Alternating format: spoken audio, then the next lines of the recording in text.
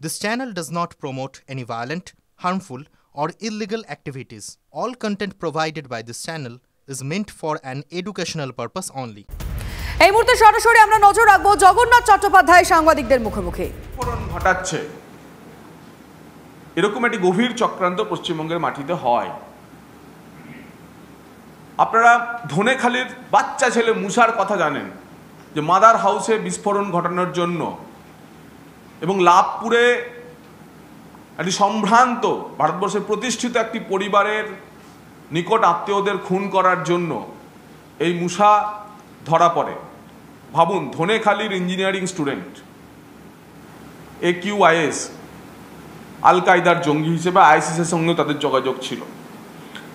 একই সঙ্গে তেলেঙ্গানা পুলিশ পশ্চিমবঙ্গকে জানায় যে বিভিন্নভাবে পশ্চিমবঙ্গের প্রায় 12 জন ইঞ্জিনিয়ার তাদের পরিবারের লোক নিখোঁজ বলে মিসিং ডায়েরি করেছিল, তাদের আইসিসের যোগ পাওয়া যায়। মক্কা মসজিদ বিস্ফোরণের সঙ্গে অভিযুক্ত শেখ আব্দুল মঈন ওরফে সামির পশ্চিমবঙ্গ থেকে ধরা পড়ে। জার্মান বেকারি বিস্ফোরণ, পুনের জার্মান বেকারি বিস্ফোরণের অভিযুক্ত জাহিদ হোসেন চিতপুর রেল স্টেশন থেকে ধরা পড়ে।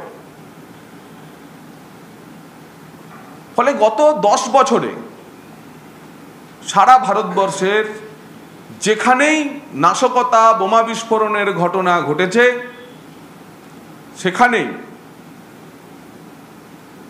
পশ্চিমবঙ্গের যোগ পাওয়া গেছে।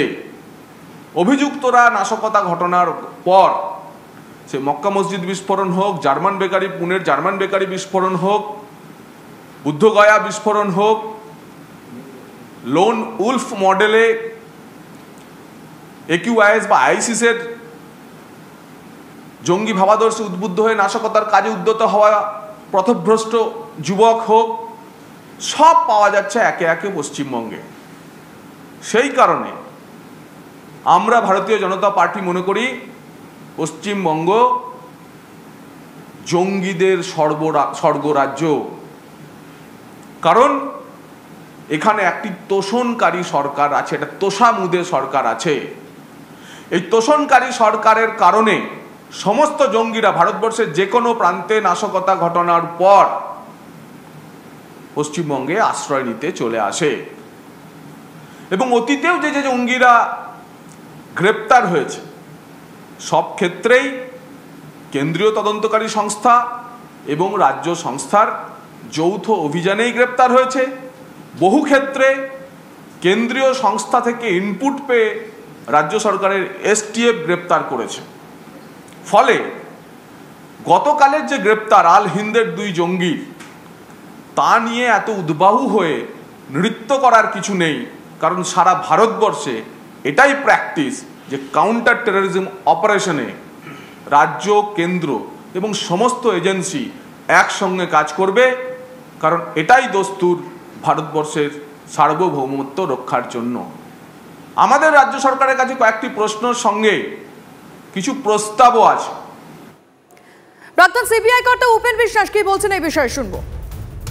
যারা ক্ষমতায় আছে তারা তো সরাসরি বলছে যে গরু দুধ দেয় তার গুঁতো খাওয়াও তাতে কিছু খারাপ বলে, আরও কথাটা খুব ক্রুড ছিল। এবার আমি যদি একজন টেররিস্ট হই, আমি এমন জায়গায় যাব, আমি দেখব যে সেই জায়গার অ্যাটমসফিয়ার আমি যাদের নিয়ে যে সমাজকে নিয়ে কাজ করছি সেইখানে তারা বেশি অ্যাকসেপ্টেবল কি না এবং তাদের বেশি সহানুভূতি পাওয়া যায় কি না, আমি এমন জায়গায় যাব।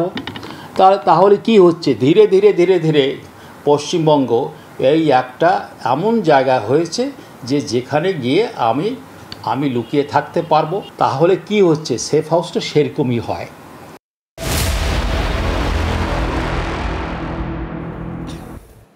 ভোটের হাওয়ায় ভাসছে কাশ্মীর থেকে কন্যাকুমারী।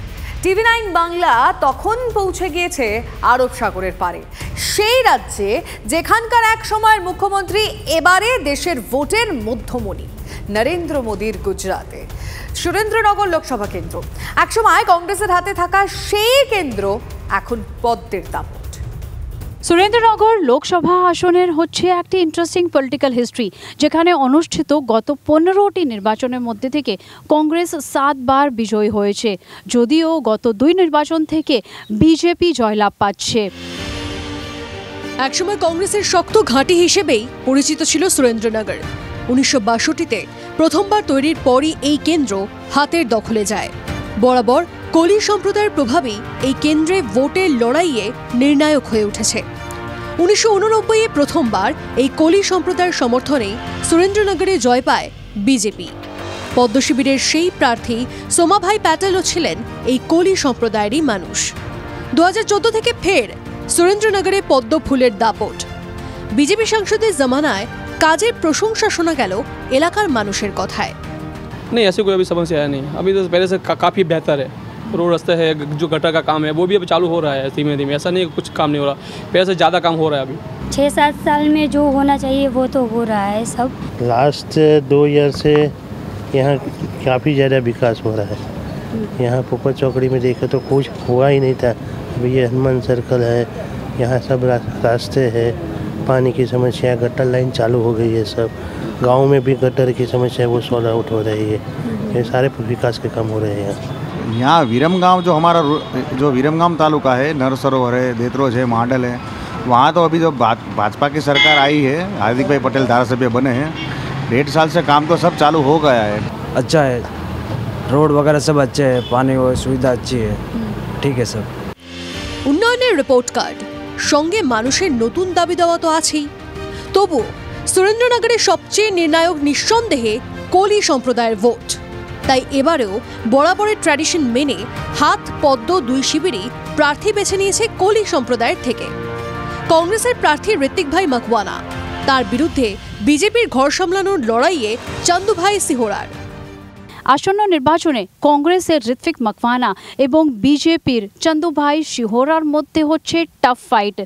তাহলে এবার দেখা হোক যে ভোটাররা কংগ্রেসের পক্ষে থাকবে নাকি সুরেন্দ্রনগরে বিজেপির পদ্ম ফুটতে থাকবে। ক্যামেরা পার্সন মনীষের সঙ্গে নীরু, TV9 विरमगाम, गुजरात।